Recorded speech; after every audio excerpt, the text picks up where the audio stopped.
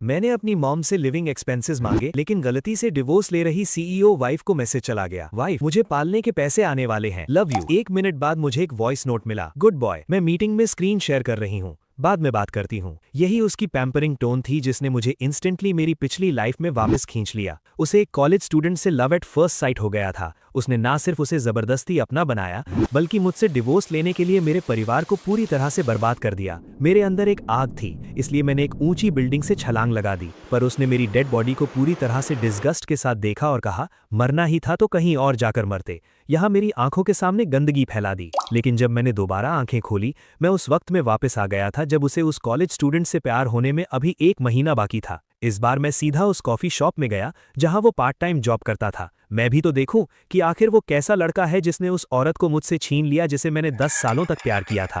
Sir, क्या आप refill चाहेंगे? ठीक उसी समय वो मेरे पास आया। उसके चेहरे पर एक बहुत ही प्यारी स्माइल थी और मैं उसे देखकर एकदम खो सा गया। शुक्र है कि मैं भी एक आदमी हूं, वरना मुझे सच में एक परवर्ट समझ लिया जाता। मैंने एक पोलाइट स्माइल दी और कहा, ठीक है, ब्लैक कॉफी ही ले आओ। जल्द ही एक कड़वी ब्लैक कॉफी मेरे सामने रख दी गई, लेकिन वो लड़का वहां से गया नहीं, बल्कि थोड़ा हेजिटेट करते हुए बोला, सर, आप पहले ही 2 कप पी चुके हैं। हालांकि ये एनर्जी देती है, लेकिन ये हेल्थ के लिए अच्छी नहीं है। वो लड़का बहुत ही काइंड और एक्सट्रोवर्ट था और उसकी आवाज़ एकदम साफ और मीठी थी। मैंने अपना ब्रीफकेस उठाया और खड़ा हो गया। ठीक है, बिल ले आओ। वो लड़का बहुत खुश हुआ कि मैंने उसकी बात मान ली और वो तुरंत बिल बनाने चला गया। सर, आपका टोटल बिल 87 रुपीज़ है। मैं चुपचाप खड़ा रहा, बिल पे किया और वहां से तेजी से निकल गया। पिछली लाइफ में बिना उससे मिले ही मैं पूरी तरह से हार गया था। उसकी इकलौती वीकनेस बस ये थी कि उसके और वेन वैन के स्टेटस में बहुत बड़ा डिफरेंस था। वापस जाते हुए रास्ते में मेरे असिस्टेंट शाओलू ने अचानक कहा, बॉस, आज आपकी और सीईओ वेन वैन की वेडिंग एनिवर्सरी है।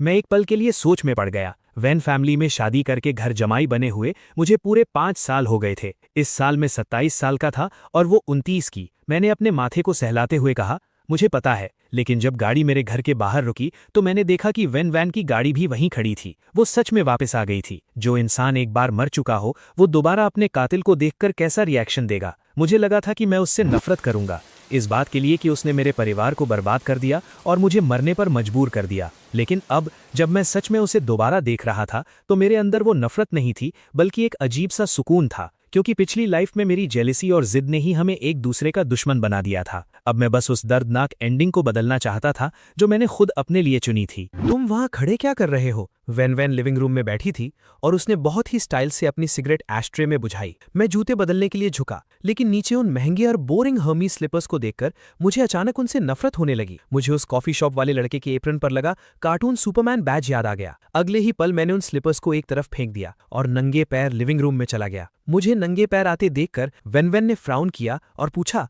जूते क्यों नहीं पहने? मैंने उसकी आंखों में देखा और एकदम नॉर्मली जवाब दिया, हाँ, मन नहीं किया तो नहीं पहने। मुझे हैरानी हुई जब वेन वैन हंसने लगी। उसने एक रेयर मजाकिया टोन में पूछा, ये तो बहुत अजीब है, क्या किसी बात का सदमा लगा है? मैंने मन ही मन एक कोल्ड स्माइल दी। सदमा? तुम्हारे फ्यूचर ट्रू लव का ऐसा सदमा लगा कि मैं सीधा पिछले जन्म से यहाँ रीबोर्न हो गया। इसलिए मैंने फोन चलाते हुए वेन वैन को बिना देखे ही कहा, वेन वैन, हम डिवोर्स ले लेते हैं। मेरे ये बोलते ही मुझे एक मजाकिया हंसी सुनाई दी। उसने अपना फोन जोर से सोफे पर फेंका और अपनी उसी जानी पहचानी कोल्ड नजरों से मुझे घूरते हुए बोली, गूसिंग हैंग, तुम अब ये कौन सा नया गेम खेल रहे हो? मैं मजाक नहीं कर रहा हूँ। मैंने कॉन्फिडेंटली उसकी आंखों में देखा और एक एक लफ्ज साफ साफ कहा, 5 साल हो गए हैं, तुम वैसे भी कभी मुझसे प्यार नहीं करोगी, तो चलो हम दोनों एक दूसरे को आजाद कर देते हैं। 1 महीने बाद वो एक बिजनेस कॉन्फ्रेंस में नानजे को देखेगी और उसे उससे लव एट फर्स्ट साइट हो जाएगा। मैं अब उनकी लव स्टोरी में और कैनन फॉडर नहीं बनना चाहता था और ना ही मैं अपनी गू फैमिली को दोबारा तबाही के रास्ते पर ले जाना चाहता था। इसलिए इससे पहले कि वो नानजे से मिले, मुझे खुद को पूरी तरह से अलग करना ही होगा।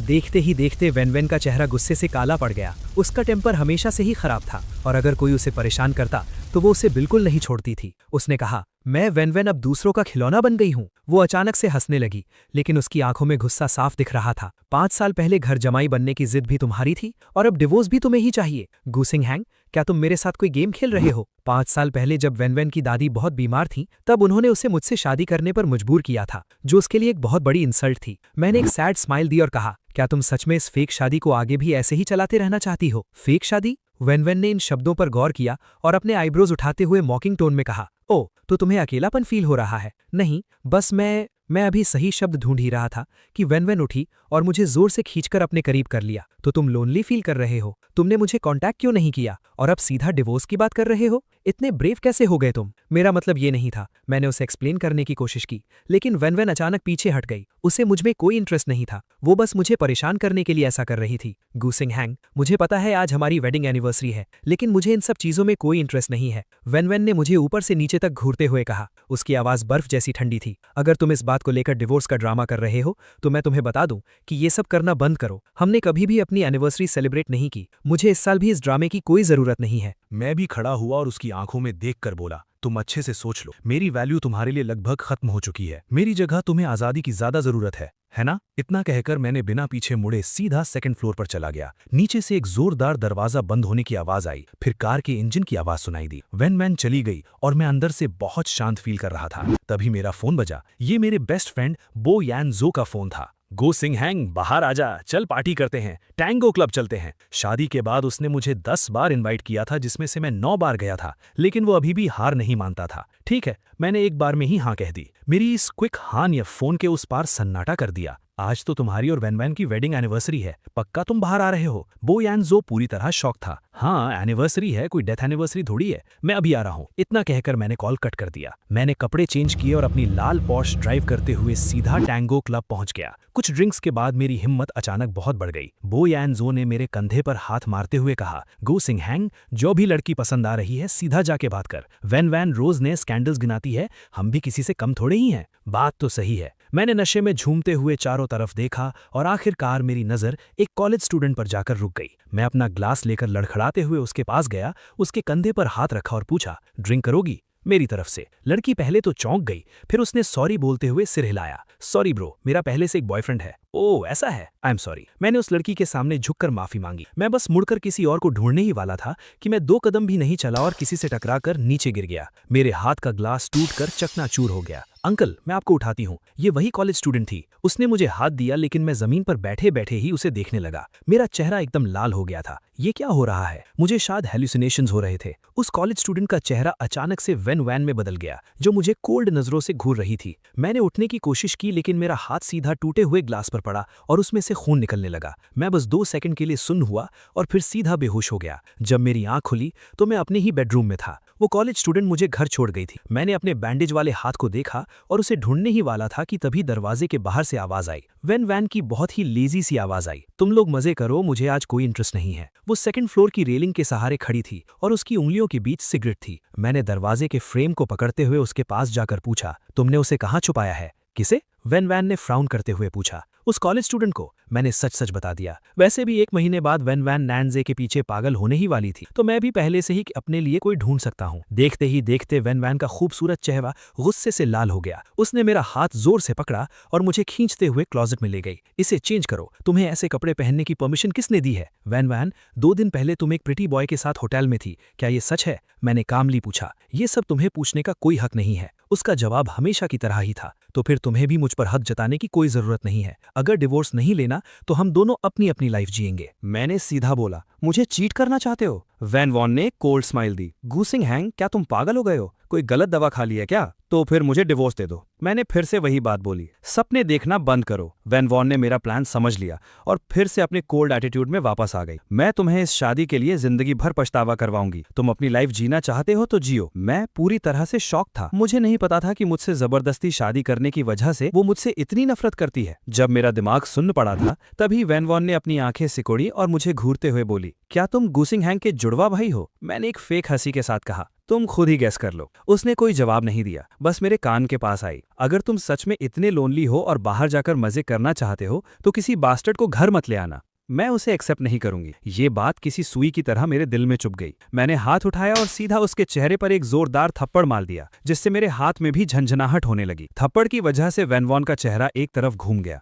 उसके गाल पर मेरी 5 उंगलियों के निशान साफ छप गए थे। उसने धीरे से अपना चेहरा घुमाया और मुझे ऐसे देखा जैसे वो मेरा खून पी जाएगी। मेरा हाथ कांप रहा था, डर से नहीं बल्कि मेरा वूंड फिर से खुल गया था और उसमें से खून बह रहा था। वैन वॉन ने मेरे हाथ को देखा और फिर बिना कुछ बोले मुड़कर चली गई। बस उसकी कोल्ड पीठ सीट ही मुझे दिखाई दे रही थी। उस थप्पड़ के बाद वैन वॉन फिर से गायब हो गई। वो गॉसिप न्यूज में, नाइट क्लब्स में, ऑफिस में, हर जगह थी, बस घर पर नहीं थी। मैं दिन गिन रहा था। अब बस आधा महीना ही बचा था जब वो और नैन्जे पहली बार मिलने वाले थे। इस दौरान मैं अक्सर उस कॉफी शॉप में जाता और नैन्जे नाम के उस आदमी को देखता। उसकी हर हरकत मेरी आंखों में छप सी गई थी। अगर मैं एक औरत होता तो मुझे भी उससे प्यार हो जाता। तभी एक कॉलीग ने उसे आवाज दी, नैन्जे, तुम्हारी गर्लफ्रेंड तुमसे मिलने आई है। ओ हाँ, उसकी एक गर्लफ्रेंड भी थी, एक बेचारी सी लड़की जो वैन वॉन के सामने कहीं नहीं टिकती थी। कॉफी शॉप का दरवाजा खुला और एक लड़की हाथ में टकोयाकी का बॉक्स लेकर अंदर आई। मैं उसे देखकर शॉक्ड रह गया। ये तो वही कॉलेज स्टूडेंट लिली थी। तुम यहाँ कैसे? नैन्जे एक छोटे पपी की तरह खुशी से अपनी मालकिन के पास खाना लेने पहुंच गया।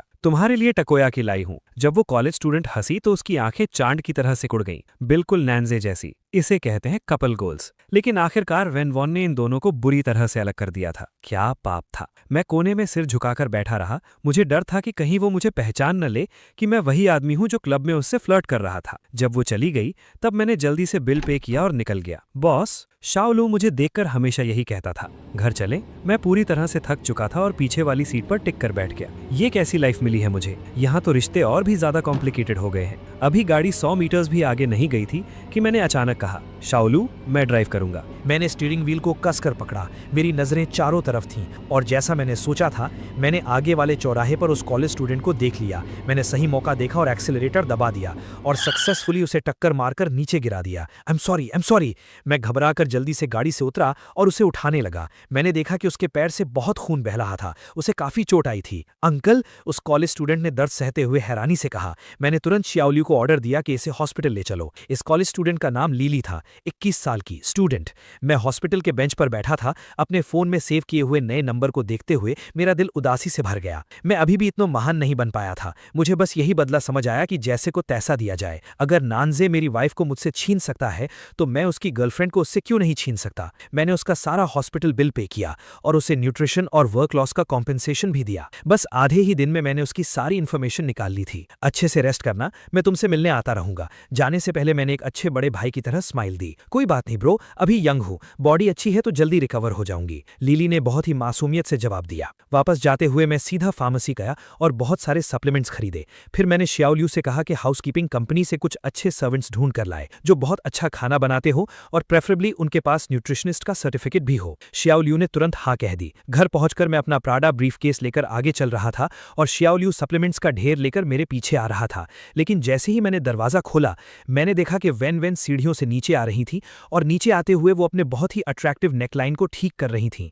मैंने तुरंत शाओलू को वहां से जाने का इशारा किया। 1 घंटे बाद एक पार्टी है, तुम्हारे पेरेंट्स भी वहां आ रहे हैं, तैयार हो जाओ और मेरे साथ चलो। वैन ने उन सप्लीमेंट्स की तरफ भी देखा नहीं, बस मुझे एक बोरिंग टोन में ऑर्डर दिया। वो मुझे कभी भी किसी इवेंट में अपने साथ नहीं ले जाती थी, सिवाय तब जब मैं उसके किसी काम आ सकूं। ठीक है, मैं खड़ा हुआ और सेकंड फ्लोर पर कपड़े चेंज करने चला गया। इस आधे महीने में मैंने अपना सारा वार्डरोब बदल दिया था। मैंने एक वाइन रेड कलर का स्लिम फिट सूट सिलेक्ट किया जिसका नेकलाइन थोड़ा डीप था ताकि कॉलर बोन दिखे, और साथ में डायमंड जड़ी हुई वॉच और ब्रोच भी पहना। स्पॉटलाइट के नीचे तो ये किसी की भी आंखें चकाचौंध कर सकता था। पहले मैं जितना सिंपल रहता था, अब मैं उतना ही फ्लैशी बन गया था। वैन नीचे मेरा वेट कर रही थी और फोन पर बात कर रही थी। उसने मेरे नीचे आने की आवाज सुनी लेकिन कोई रिएक्शन नहीं दिया। उसने मुझे मुड़कर देखा तक नहीं। मुझे भी कोई फर्क नहीं पड़ा। मैं सीधा गाड़ी में जाकर बैठ गया। कुछ मिनट्स बाद वैन बाहर आई। गाड़ी में बैठने से लेकर चलने तक उसकी नजर 1 सेकंड के लिए भी मुझ पर नहीं पड़ी। रास्ते में हमने आपस में एक शब्द भी बात नहीं की। वो गाड़ी चला रही थी और मैं अपना फोन चला रहा था। मैंने लिली को वीचैट पर ऐड कर लिया था और उसका हालचाल पूछने लगा। लिली, क्या तुम्हें हॉस्पिटल का खाना पसंद नहीं आ रहा? तुम्हारा ब्रो तुम्हारे लिए खाना भेज देगा। नहीं ब्रो, मुझे आदत है। मैं कल तुमसे मिलने आऊंगा और तुम्हारे लिए कुछ सप्लीमेंट्स भी लाऊंगा। शर्माना मत, कुछ भी चाहिए हो तो सीधा बता देना। अगर वैन नान्जे के सामने एक रिच, ब्यूटीफुल और टॉल औरत थी तो मैं भी लिली के सामने एक टॉल, रिच और हैंडसम लड़का बनूंगा। देखा जाए तो हम दोनों बराबरी पर ही थे। मेरे दिल को ये सोचकर ही सुकून मिल गया। तभी आगे रेड लाइट आई और गाड़ी रुकी। आखिरकार वैन ने अपनी गर्दन घुमाई और मुझे साइड से देखा। उसने बड़ी देर बाद नोटिस किया कि मैं आज कुछ अलग लग रहा हूँ, लेकिन उसके मुंह से फिर भी कुछ अच्छा नहीं निकला। ये सूट तुम्हारे ऊपर पूरी तरह से वेस्ट है, जैसा मैंने सोचा था। टीवी सीरियल्स में जो हीरो हीरोइन को इम्प्रेस करता है वो सब फेक होता है। मैंने अपना फोन रखा और अपना चेस्ट थोड़ा आगे करते हुए पूछा, क्या सच में मेरे एब्स नहीं दिख रहे? मैंने आज स्पेशल पैडेड इनर्स पहने थे। मेरी इस बोल्ड हरकत से वैन का चेहरा फिर से गुस्से से भर गया। उसने कोल्डली कहा, गोसिंग हैंग, क्या तुम तमीज में नहीं रह सकते? क्यों? मैंने भी पलट कर पूछा। मैं इतने सालों से तमीज में ही था, क्या उसका कोई फायदा हुआ? कोई फायदा हुआ? अपनी लिमिट मत भूलो। वैन की टोन बहुत खराब थी। वो मुझे अपना पति नहीं मानती थी, लेकिन मुझसे ये एक्सपेक्ट करती थी कि मैं एक पति की तरह बिहेव करूं। मैंने अपना सिर घुमा लिया और खिड़की के बाहर देखने लगा। मैं कोई बात नहीं करना चाहता था। पार्टी में पहुंचने के बाद मैं और वैन कुछ देर के लिए एक फेक कपल बने रहे और कुछ नॉर्मल सी बातें की। फिर मैं अकेला ही एक जगह जाकर बैठ गया और मेरी किस्मत तो देखो, मेरे बगल में वही प्रिटी बॉय चैन ली बैठा था जो कुछ दिन पहले वैन के साथ होटल जाने की वजह से ट्रेंडिंग में था। तुम यहाँ अकेले क्या कर रहे हो? एक और आदमी उसके पास आया और उससे पूछा। शिंग युआन, तुम मेरे साथ बैठ जाओ। चैन ली की आवाज बहुत क्लियर थी। तुम्हारी बॉस वैन वहां है, तुम जाकर उससे मिलते क्यों नहीं? ली शिंग युआन ने उसका मजाक उड़ाते हुए कहा। बकवास मत करो, बॉस वैन का पहले से एक पति है। उसका पति तो बस नाम का ही है। सबको पता है कि आजकल तुम उसके बहुत क्लोज हो। मैंने सुना है उसने तुम्हारे लिए घर भी खरीदा है। ली शिंग युआन पूरी तरह से जेलसी से भर गया। वो मेरे लिए बहुत जनरस है। चैन ली की बातों में पूरी तरह से शो ऑफ था। मैं बहुत लकी हूं कि वो मुझे मिली। वैन सबके लिए जनरस थी, सिवाय मेरे एक ऐसे पति के लिए जो बस नाम का था। तभी मेरे पेरेंट्स मेरी तरफ आए। अहैंग वैन का नाम सुनकर चैन ली और ली शिंग युआन ने तुरंत मुड़कर मुझे देखा और उनके चेहरे का एक्सप्रेशन देखने लायक था। मैं खड़ा हुआ और अपनी मॉम का हाथ पकड़ते हुए बोला, उसके साथ रहने में क्या मजा है, आप लोगों के साथ बात करना ज्यादा अच्छा है। मेरी मॉम ने मुझे हैरानी से देखा। चैन ली आखिरकार मुझे पहचान गया था। उसका चेहरा कभी लाल तो कभी सफेद पड़ रहा था और उसकी आंखों में मेरे लिए दुश्मनी साफ दिख रही थी। मैंने अपनी मॉम को बैठाया और जोर जोर से कंप्लेन करना शुरू कर दिया। मेरा आ जाने का बिल्कुल भी मन नहीं था, पर वैन ने जिद की कि मैं उसके साथ आऊं। यहाँ बहुत बोर हो रहा है। तुम भी ना, ये एक बिजनेस इवेंट है, इसमें बोर होने वाली क्या बात है? मेरी मॉम ने मेरा हाथ पकड़ा। हालांकि वो मुझे डांट रही थी, लेकिन उनकी टोन में मेरे लिए बहुत प्यार था। मैंने साइड से चैन ली को देखा और अपनी बात कंटिन्यू रखी। बोरिंग तो है ना? ओ हाँ, मैंने श्याओ लू से कुछ सर्वेंट्स हायर करने को बोला है। वैन कह रही थी कि मैं बहुत पतला हो गया हूँ और मुझे थोड़े मसल्स बनाने चाहिए, तो मैंने सोचा हायर कर ही लूँ। मेरी मॉम ने मेरी बात से एग्री किया। तो क्या तुम उसके साथ अपनी मैरिड लाइफ एंजॉय नहीं करना चाहते? अब मैंने बहुत एंजॉय कर लिया। चैन ली अपने लाइट पिंक होठों को काट रहा था। ऐसा लग रहा था कि वो बहुत मुश्किल से खुद को कंट्रोल कर रहा था। अगले ही पल चैन ली अचानक से खड़ा हुआ और जल्दी से वहां से चला गया। ली जिंग युआन भी ऑकवर्ड होकर उसके पीछे पीछे चला गया। पार्टी खत्म हुई। मैं वैन के साथ वापस नहीं जाना चाहता था। मैं अपने गू फैमिली के घर जाकर अपने पेरेंट्स के साथ टाइम स्पेंड करना चाहता था। वैसे भी वैन को मेरी कोई परवाह नहीं थी, बस मुझे उसकी बेइज्जती नहीं करवानी थी। मेरी मॉम ने मुझे कार की कीज दी और पार्किंग एरिया में वेट करने को कहा। पर जैसे ही मैं अंडरग्राउंड पार्किंग में पहुंचा और मुझे मॉम की गाड़ी मिली, मैं बस उसमें बैठने ही वाला था, मैंने देखा कि वैन और चैन ली एक दूसरे का हाथ पकड़कर खींच रहे थे। चैन ली ने रोते हुए वैन का सूट का पल्लू पकड़ा हुआ था। तुम मेरे लिए इतनी अच्छी हो, क्या तुम्हारे दिल में मेरे लिए कोई फीलिंग नहीं है?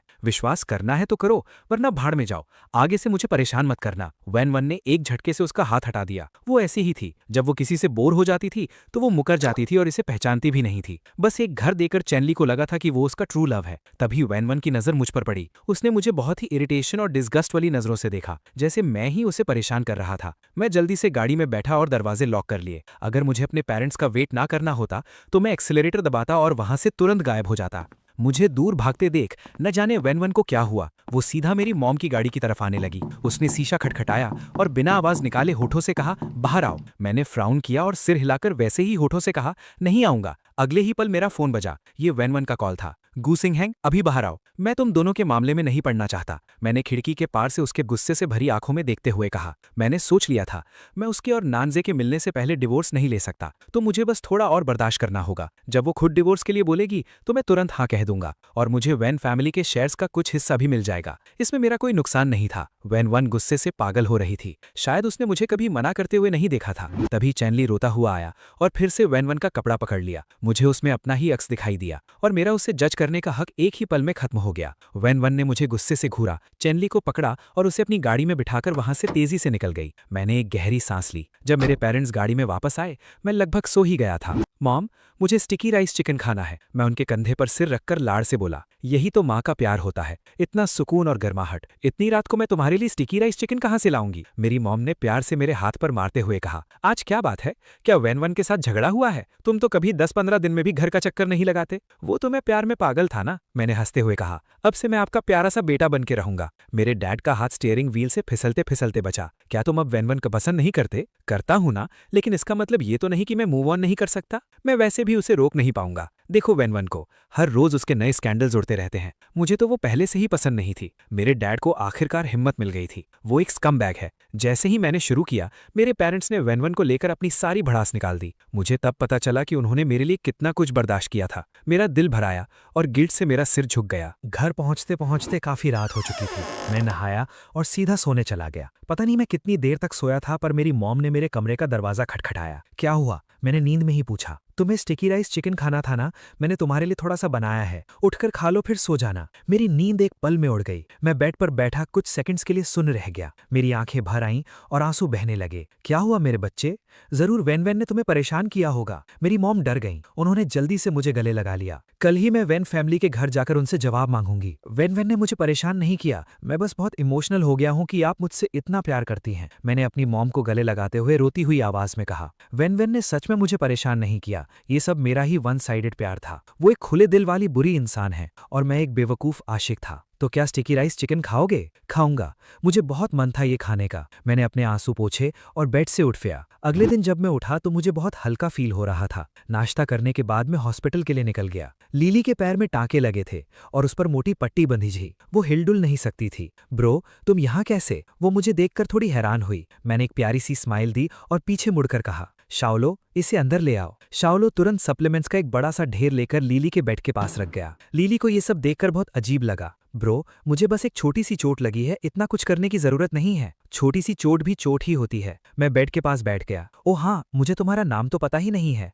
मेरा नाम लीली है। मेरा नाम गू सिंह हैन है। तुम मुझे ब्रो गू बुला सकती हो। लीली ने अपना सिर हिलाया। ओके ब्रोगू। मैं लीली के साथ बैठकर बातें करने लगा। उसने अपने हैंडसम बॉयफ्रेंड के बारे में बताया और अपने ग्रेजुएशन के बाद शादी के सपने के बारे में भी बताया। मुझे हंसी आ गई, पर मैंने तुरंत खुद को रोक लिया। ब्रो, तुम हंस क्यों रहे हो? लीली ने थोड़ा झिझकते हुए पूछा। कुछ नहीं, मुझे बस अपनी कॉलेज लाइफ याद आ गई। मेरे भी कुछ ऐसे ही खूबसूरत सपने हुआ करते थे। ब्रोगू, तुमने किस यूनिवर्सिटी से ग्रेजुएशन किया है? मैंने उसे गहरी नजरों से देखा। हान यूनिवर्सिटी। लीली पूरी तरह से शॉक्ड थी। ब्रोगू, हम दोनों एक ही यूनिवर्सिटी से हैं। हाँ, क्या इत्तेफाक है। मैंने भी खुश होने का नाटक किया। अगर नैन्जे की मुलाकात वेन से ना होती तो लीली के सपने 90% सच हो ही जाते। जब हम बातें करके हंस रहे थे तभी एक साफ और मीठी आवाज आई। लीली, मैं तुमसे मिलने आया हूँ। ये आवाज बिल्कुल वैसी ही जैसी पिछली लाइफ में वेन की एक्सक्लूसिव फोन रिंगटोन हुआ करती थी। मैंने तुरंत मुड़कर देखा। नैन्जे ने एक व्हाइट टी शर्ट पहनी थी। वो 20 साल का एक बहुत ही हैंडसम और एनर्जेटिक लड़का लग रहा था।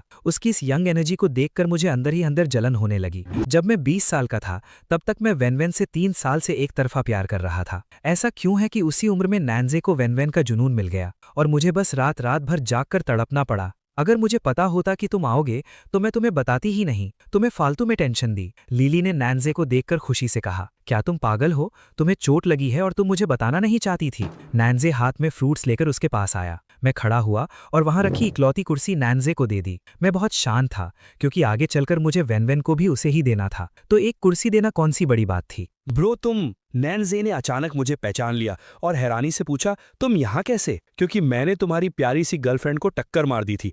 मैंने एक ऑकवर्ड स्माइल दी। नैन्जे ने मुझे देखा, फिर लीली को देखा और मुझे ब्लेम करने के बजाय हंसने लगा। क्या इत्तेफाक है लिली, ये ब्रो अक्सर हमारे कैफे में कॉफी पीने आते हैं। ये बहुत अच्छे इंसान है। पक्का तुमसे गलती से ही टकरा गए होंगे। उसकी इस समझदारी ने मुझे एकदम स्पीचलेस कर दिया था। अगर कोई और होता तो शायद वो गलती होती, पर मैं नहीं। मैंने तो सही मौका देखकर उसे टक्कर मारी थी। मुझे पता है ब्रोगू, आपने जानबूझकर तो नहीं किया होगा और ऊपर से आपने मुझे इतने सारे एक्स्ट्रा पैसे भी दे दिए। मुझे खुद शर्म आ रही है। लीली ने अपना सिर खुजाते हुए कहा। नहीं, ऐसा नहीं हो सकता। नैन्जी ने तुरंत अपना फोन निकाला। ब्रोगू, अपना QR कोड दो, मैं तुम्हें एक्स्ट्रा पैसे वापस कर देता हूं। उसका ये एटीट्यूड, ना किसी के सामने झुकना और ना ही पैसों का लालच करना, शायद यही वो चीजें थी जिन्होंने वेन को उसकी तरफ अट्रैक्ट किया था। मैंने इतने ब्रांडेड कपड़े पहने थे लेकिन उसके सामने मैं बिल्कुल सस्ता लग रहा था। वापस करने की कोई जरूरत नहीं है। लीली के पैर पर चोट का निशान रह जाएगा, ये पैसे उसी के लिए हैं। तुम लोग बात करो, मुझे कुछ काम है तो मैं चलता हूँ। इतना कहकर मैं मुड़ा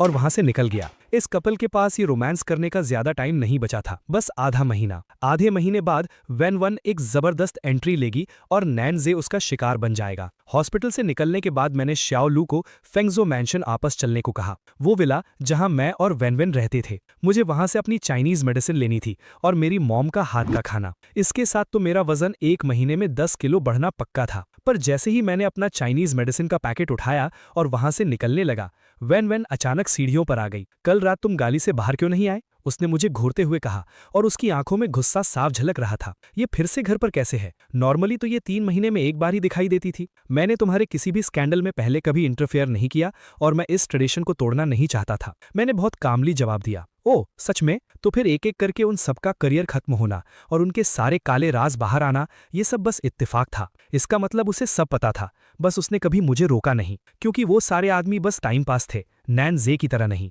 पिछली लाइफ में जब मैं वैन वैन से बस एक बार मिलने के लिए तरस रहा था तो वो एक गुस्से में भरी शेरनी की तरह मुझ पर टूट पड़ी थी। मैं इस बात से इनकार नहीं करूंगा, तुमने उन सबको बहुत सारे पैसे और रिसोर्सेज दिए थे, तो वो सब हमारी जॉइंट प्रॉपर्टी हुई। तो अगर मैंने उसमें से कुछ वापस ले भी लिया तो ये नॉर्मल सी बात है। तो फिर कल रात चैनली के साथ क्या हुआ? वैन वैन नीचे आई और बिल्कुल मेरे सामने आकर खड़ी हो गई। उसकी बॉडी लैंग्वेज बहुत थ्रेटनिंग थी। मैंने उसे एक घर दिया था जिसका आधा हिस्सा तुम्हारा है, तो तुमने वो घर उसके मुंह पर ही वापस क्यों नहीं मांग लिया? क्या वैन वैन पागल हो गई है? वो अब मुझसे ऐसी फालतू की बातें क्यों कर रही है? ज्यादा से ज्यादा 1 साल बाद वो मुझसे डिवोर्स मांग लेगी और मुझे बहुत सारे पैसे देगी, तो क्या मुझे इस एक घर की परवाह है? मैंने मूव ऑन कर लिया है। वो पहला नहीं था और ना ही आखिरी होगा। मैं किस किस से डील करता रहूंगा? मैंने जल्दी से ये बोला और वहां से निकल गया। मुझे शाओ लू को ही दवा लेने के लिए अंदर भेजना चाहिए था। घर वापस आकर मैंने मेडिसिन सर्वेंट को दे दी। मेरे डैड जैसे ही दरवाजे से अंदर आए, उन्होंने मुझे घूरते हुए अपना फोन मुझे पकड़ा दिया। पॉपुलर एक्टर चेन ली और वैन ग्रुप की फीमेल सीईओ होटल से एक साथ बाहर आते हुए दिखे। मैंने फोन डैड को वापस किया और उन्हें मनाते हुए बोला, डैड ये सब फेक है, ये सब बस ड्रामा है। तुम अभी भी उसे डिफेंड कर रहे हो। मेरे डैड को बहुत गुस्सा आ रहा था। तो फिर जाओ और उसे सबक सिखाओ, मैं भी तुम्हारे साथ आऊंगा। हम बाप बेटे मिलकर उसे मजा चखाएंगे। मेरी बात सुनकर मेरे डैड हंसने लगे। उनके बूढ़े चेहरे पर एक स्माइल आ गई। दोपहर को मैंने वो न्यूज ओपन की। चेन ली ने सफाई दी थी कि वो और वैन वैन बस अच्छे दोस्त हैं और एक शूटिंग के सिलसिले में बात कर रहे थे। लगता है वैन वैन ने फिर से इसके लिए काफी पैसे खर्चे होंगे। मुझे पता ही नहीं चला कि मैं कब सोफे पर सो गया। फिर अचानक बो यानजू का कॉल आया। गुसिंग हैंग जल्दी आजा ड्रिंक करने, यहाँ बहुत अच्छी लड़कियां हैं। बो यानजू ने फोन पर चिल्लाते हुए कहा, ऐसी लड़कियां जो दुनिया में कहीं नहीं मिलेंगी, तू जल्दी आ। जब से इन्हें पता चला था कि मैं वैन वैन को डिवोर्स देने वाला हूं, ये सब बारी बारी से मुझे इनवाइट कर रहे थे।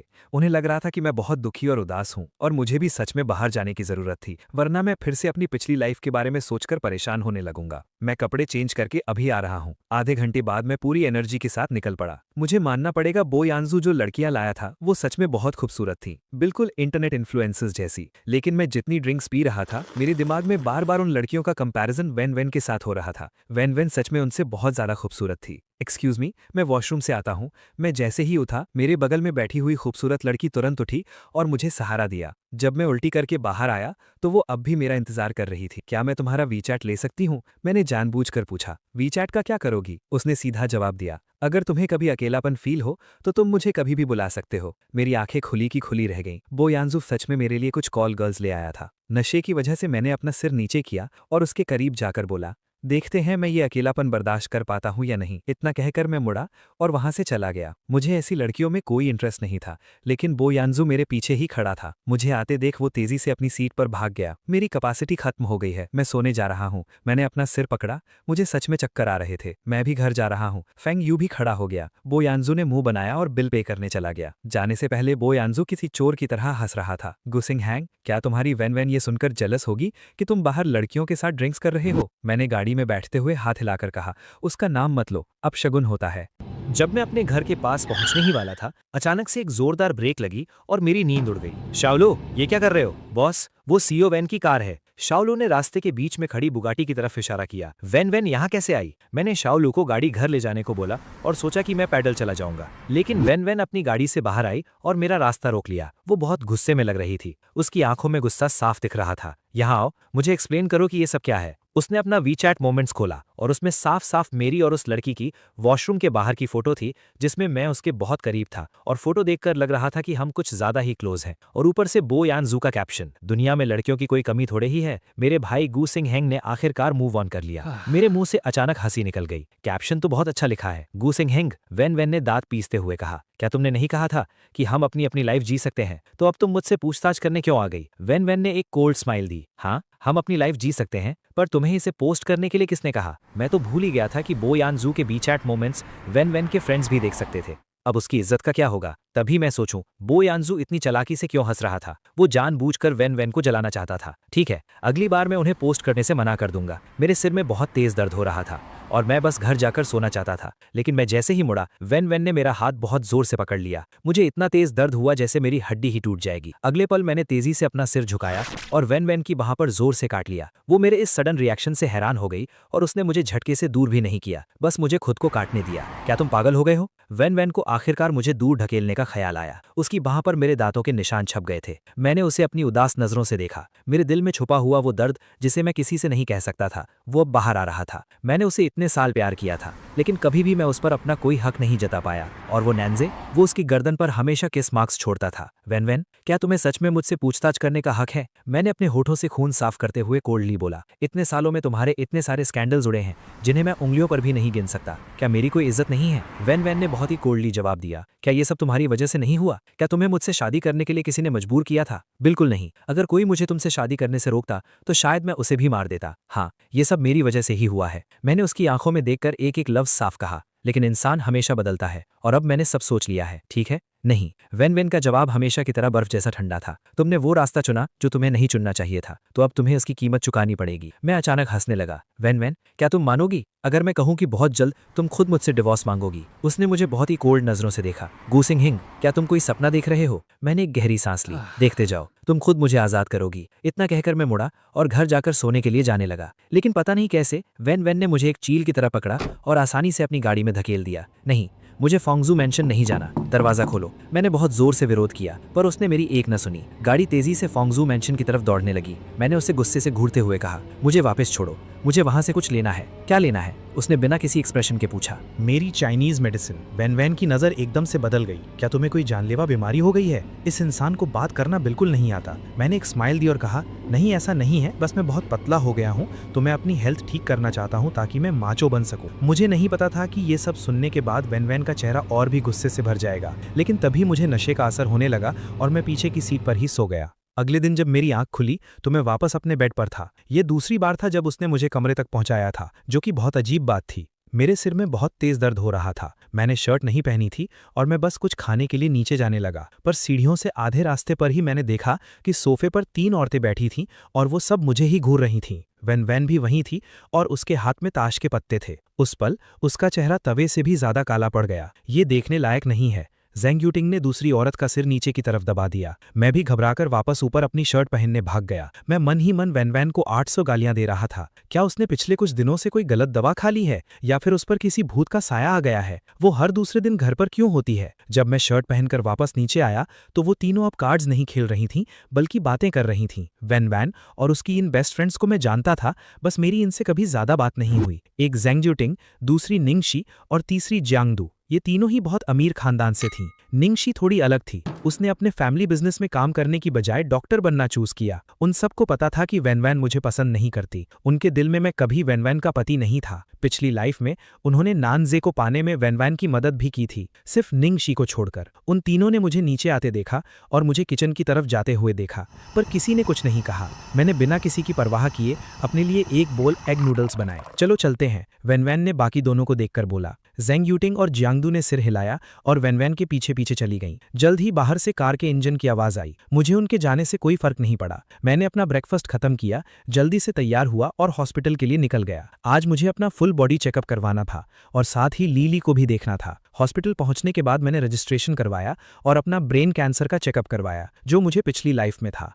थैंकफुली अभी कोई बड़ी प्रॉब्लम नहीं थी। मैंने अपनी रिपोर्ट संभाली और लीली से मिलने के लिए मुड़ा। तभी एक मेल नर्स की शर्माती हुई आवाज आई, डॉक्टर निंग, आपकी शिफ्ट खत्म हो गई है, क्या हम साथ में खाना खाने चलें? थोड़ी दूर पर निंगशी अपने व्हाइट कोट में खड़ी थी। उसका चेहरा बहुत शांत लग रहा था। कौन सोच सकता था कि पिछली लाइफ में वो भी उसी नानजे के पीछे पागल हो गई थी। मैं उस आदमी को पार करके लीली के वार्ड में पहुंच गया। मुझे उम्मीद नहीं थी कि नानजे फिर से वहीं होगा। जे, तुम्हारी गर्लफ्रेंड के सिर्फ पैर पर चोट लगी है, हाथ नहीं टूटे हैं, मैं खुद खा सकती हूँ। लीली के मुंह में सेब का टुकड़ा था जो नानजे उसे खिला रहा था और वो उसे चबाते हुए बोली, मैं तुम्हारे लिए इतना कुछ कर रहा हूँ और तुम्हें ये अच्छा नहीं लग रहा? मैंने खासकर उन दोनों के रोमांस को तोड़ दिया। ब्रोगू, तुम फिर से आ गए। लीली एकदम हैरान थी। नानजे तुरंत खड़ा हो गया और उसने मुझे सीट ऑफर की। उसका वो हैंडसम सा चेहरा पास से और भी अच्छा लग रहा था। अचानक मुझे निंगशी की याद आई। अगले ही पल मैंने नानजे का हाथ पकड़ा और उसे कमरे के बाहर ले आया। ब्रोगू, क्या हुआ? नानजे घबरा गया था, लेकिन निंगशी वहां से जा चुकी थी। मैंने उदास होकर एक गहरी सांस ली। अगर निंगशी की मुलाकात नानजे से पहले ही हो जाती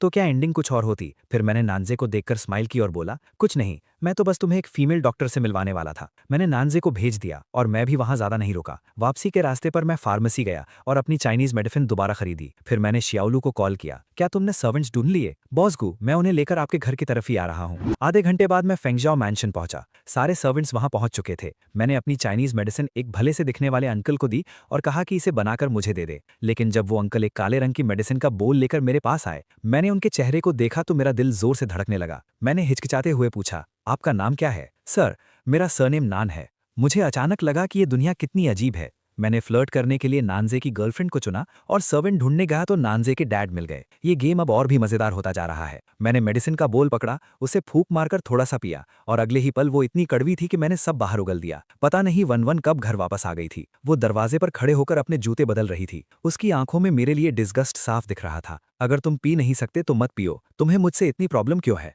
मैंने अपना मुंह साफ किया और पूछा, तुम फिर से घर कैसे आ गई? ये मेरा भी घर है तो क्या मैं यहाँ नहीं आ सकती? वन मेरे सामने आकर बैठ गई। उसके चेहरे पर कोई एक्सप्रेशन नहीं था। मैंने अपना सिर हिलाया और दोबारा मेडिसिन पीने लगा, लेकिन वो सच में बहुत कड़वी थी। वो मेरे गले तक पहुंचती इससे पहले ही मैंने दोबारा उसे बाहर उगल दिया। इस बार हालात और भी खराब थे। उस मेडिसिन की कुछ छींटें सीधा वन के चेहरे और शर्ट पर गिर गईं। उसका चेहरा एकदम ठंडा पड़ गया और वो मुझे घूरने लगी। मैं कड़वाहट की वजह से कुछ बोल नहीं पा रहा था। मैंने जल्दी से एक टिश्यू निकाला और उसके चेहरे पर लगा दिया। मुझे नहीं पता था कि वन मेरा हाथ इतनी जोर से पकड़ेगी और उसे झटक देगी। उसकी वो नफरत से भरी नजरें देखकर मैं सुन पड़ गया। मैंने शांति से टिश्यू नीचे फेंक दिया। I am sorry. वो मेडिसिन सच में बहुत कड़वी थी। वन ने एक शब्द भी नहीं कहा और ऊपर कपड़े बदलने चली गई। मैं भी मेडिसिन खत्म करके ऊपर चला गया और सीधा अपने कमरे में गया। मैंने डस्ट कवर हटाया और मेरे कमरे में एक बहुत ही प्यारी सी पियानो की धुन बजने लगी। लेकिन तभी वैन ने जोर से दरवाजा खोला और गुस्से से चिल्लाई, बहुत शोर है। मेरे अंदर अचानक से गुस्सा भड़क गया। पिछली लाइफ में बस इसी वजह से मैंने अपना मनपसंद पियानो बजाना छोड़ दिया था, क्योंकि उसे शोर लगता था। तभी तो बो यानजू और मेरे बाकी दोस्त मुझे बेवकूफ कहते थे। मैंने गुस्से में पियानो की कीज पर जोर से हाथ मारा। उस अजीब सी आवाज को सुनकर वैन ने फ्राउन किया। अगले ही पल मैंने पियानो को आराम से बंद किया और बहुत ही प्यार से बोला, तो फिर डिवोर्स ले लेते हैं। डिवोर्स के बाद हम दोनों अपनी लाइफ जी सकते हैं। मैं चाहे सोना बजाऊं, तुम्हें कोई आवाज नहीं आएगी। वैन ने कोल्ड स्माइल दी और मेरा मजाक उड़ाते हुए कहा, मुझे लगता है बिना डिवोर्स के भी हम अलग अलग रह सकते हैं। तो फिर तुम घर वापस क्यों आ जाती हो? मुझे कुछ समझ नहीं आ रहा था। क्या इस घर में कुछ ऐसा है जो उसे अपनी तरफ खींचता है? कहीं वो मैं तो नहीं हूं? वैन को शायद मेरे इस तरह से पलटकर जवाब देने की आदत नहीं थी। उसका चेहरा और भी गुस्से से भर गया, लेकिन उसने अपना गुस्सा कंट्रोल किया और मुझसे पूछा, गु सिंग हैंग, ऐसा लग रहा है कि तुम नहीं चाहते कि मैं घर आऊं। क्या तुम्हें कोई नया प्यार मिल गया है? उसे मुझ पर शक हो रहा था। वो मुझे रंगे हाथों पकड़ना चाहती थी। मैंने अपनी आंखें बड़ी करते हुए पूछा, क्या कोई प्रॉब्लम है? क्या तुमने नहीं कहा था कि जब तक मैं इसे पोस्ट नहीं करता सब ठीक है? वैन एकदम से गुस्से में आ गई और उसने चिल्लाकर पूछा, तुम्हारी हिम्मत कैसे हुई मुझे चीट करने की? मैंने सीधा जवाब दिया, जेंडर इक्वालिटी। जो तुम कर सकती हो वो मैं क्यों नहीं कर सकता? जब हम दोनों की बहस चल रही थी तभी नानशू की डरी हुई सी आवाज आई, सर खाना तैयार है। मैंने वैन को धक्का दिया और खाना खाने नीचे चला गया। नानशू के हाथों में बहुत जादू था। मैंने एक सांस में 2 बोल चावल खा लिए। मैंने देखा कि वैन नीचे आई और बाहर चली गई। मैंने सूप का आखिरी घूंट पिया और स्माइल करते हुए नानशू की तारीफ की। नानशू, आपकी वाइफ और बच्चे सच में बहुत लकी हैं। नानशू ने शर्माते हुए स्माइल दी। ये तो बस घर का बना सिंपल सा खाना है। मैंने अपना सिर हिलाया। क्या आपकी फैमिली ने कभी आपकी तारीफ नहीं की? मेरे बेटे को भी मेरे हाथ का बना खाना बहुत पसंद है। वो अक्सर मुझसे कहता है कि मैं एक छोटा सा रेस्टोरेंट खोल लूं। अपने बेटे की बात करते हुए नानशू की आंखों में बहुत प्यार था। मेरी स्माइल थोड़ी सी कम हो गई। पिछली लाइफ में जब मैं मरने से पहले एक आखिरी बार वैन से मिलना चाहता था तो मेरे डैड ने मुझे बताया था कि वो अपने फ्यूचर फादर इन लॉ के नए रेस्टोरेंट की ओपनिंग रिबन काटने गई थी। वो रेस्टोरेंट एच सिटी के टॉप 3 रेस्टोरेंट्स में से एक था। नानशू ने बहुत ही हम्बल तरीके से जवाब दिया, हम तीनों तो बस आम लोग हैं, हमारी किस्मत इतनी अच्छी। कहा। मैंने बहुत गहराई से कहा, नानशू, जब किस्मत बदलती है तो कोई नहीं रोक सकता। क्या पता आपके बेटे की किसी बहुत अच्छी जगह शादी हो जाए। मैं सच में उसे बताना चाहता था कि आप तीनों की किस्मत बस आधे महीने में चमकने वाली है, लेकिन मैंने खुद को रोक लिया। नैनजे की फैमिली के लोग बुरे नहीं थे, ये मैं मानता हूँ, लेकिन जब वो सब खुशियां मना रहे थे तब मैं, उसका असली पति, सबसे दर्दनाक चीजें बर्दाश्त कर रहा था। नहाने के बाद मैं बेड पर लेटा और अपना फोन चलाने लगा। मुझे वैन की न्यूज दिखी कि वो बार में लड़कों के साथ मजे कर रही थी। कमेंट सेक्शन में सब लोग मजाक उड़ा रहे थे। उसका पति सच में बहुत बर्दाश्त करता है। मैं तो उसे निंजा टर्टल बुलाऊंगा। मैं हंसा और इग्नोर करके सोने की तैयारी करने लगा। तभी अचानक फेंग यू का कॉल आया। उसकी आवाज इतनी घबराई हुई थी कि मैं डर गया। गुसिंग हैंग, जल्दी आजा, बहुत बड़ी प्रॉब्लम हो गई है। मैं अंदर से घबरा गया। क्या हुआ? बोयान जोहू और वैन वैन की लड़ाई हो गई है, तो जल्दी आ। उसी वक्त मेरे फोन पर एड्रेस आ गया। जल्दी आ। फेंग यू ने चिल्लाकर कॉल कट कर दी। मुझे कुछ समझ नहीं आ रहा था। बोयान जोहू और वैन वैन की लड़ाई कैसे हो सकती है? मेरे पास सोचने का टाइम नहीं था। मैंने जल्दी से कुछ भी कपड़े पहने और घर से निकल गया। जब मैं बाहर पहुंचा तो वैन वैन और बोयान जोहू को एक प्राइवेट रूम में भेज दिया गया था, वरना उन दोनों के स्टेटस के हिसाब से तो ये पक्का ट्रेंडिंग न्यूज बन जाती। जैसे ही मैं पहुंचा, फेंग यू ने मुझे खींचकर बोयान जोहू के पास खड़ा कर दिया। बोयान जोहू अभी भी बहुत गुस्से में था। वो अपनी आंखों से वैन वैन को घूर रहा था, जैसे उन दोनों के बीच कोई पुरानी दुश्मनी हो। और वैन वैन तो गुस्से से आग बबूला हो रही थी। वो दूसरी तरफ बैठी थी। उसके आसपास का ऑरा इतना खतरनाक था कि डरा दे। उसके बगल में बैठी ज़रेंग यू थिंग किसी डरी हुई नौकरानी जैसी लग रही थी। उसने वैन वैन को देखा, फिर मुझे देखा और पहली बार मुझे आवाज दी। ब्रदर इन लॉ, आपको गलतफहमी हुई है। उन लड़कों को मैंने बुलाया था। इसका सिस्टर वैन से कोई लेना देना नहीं है। बोयान जोहू ने उसकी तरफ उंगली दिखाई और चिल्लाया, बकवास बंद कर। उस लड़के की छाती तो तुम्हारी सिस्टर वैन के चेहरे पर लग रही थी, जैसे वो उसे दूध पिला रहा हो, और तुम कह रही हो कोई लेना देना नहीं है। ज़रेंग यू थिंग तो डर के मारे रोने वाली हो गई थी। तभी वैन वैन ने अपनी कोल्ड नजरों से बोयान जोहू को देखा और अगले ही पल सीधा मुझे घूरने लगी। वो मेरे रिएक्शन का वेट कर रही थी, लेकिन मैंने उसे न देखने का नाटक किया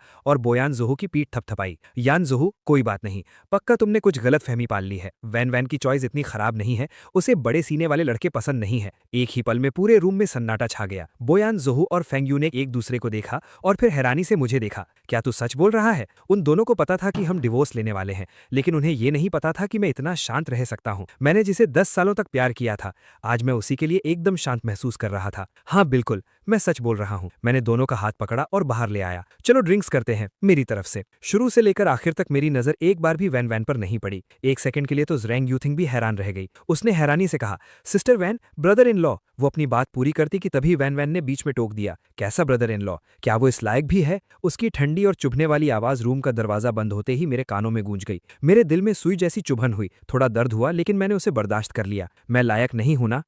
ये ब्रदर इन लॉ का टाइटल नानज़ह के लिए ही बचा कर रखो। उसके बाद हमने एक जगह ढूंढी और पीने बैठ गए। बोयान जोहू को अभी भी विश्वास नहीं हो रहा था। उसने मुझसे बार बार पूछा, गुसिंग हैंग, क्या तू सच में उसे भूल चुका है? मैंने जोर से सिर हिलाया। इस बार मैं पूरी तरह से श्योर हूं। बोयान जोहू ने सीधा अपना ग्लास उठाया। मुझे तेरी इसी हिम्मत की दाद देनी पड़ेगी। 10 साल का प्यार और तूने एक झटके में छोड़ दिया। इतना कहकर उसने एक ही बार में सारी ड्रिंक पी ली। फेंग यू ने भी अपना ग्लास उठाया। गुसिंग हैंग, तू सच में मर्द है। हे दोस्तों, इस वीडियो को देखने के लिए आपका बहुत बहुत शुक्रिया। प्लीज इस वीडियो को लाइक और शेयर जरूर करें। तो प्लीज इस वीडियो को अपना पूरा सपोर्ट दें और ऐसी ही नई नई स्टोरीज के लिए चैनल को अभी सब्सक्राइब कर लें। मिलते हैं अगले वीडियो में।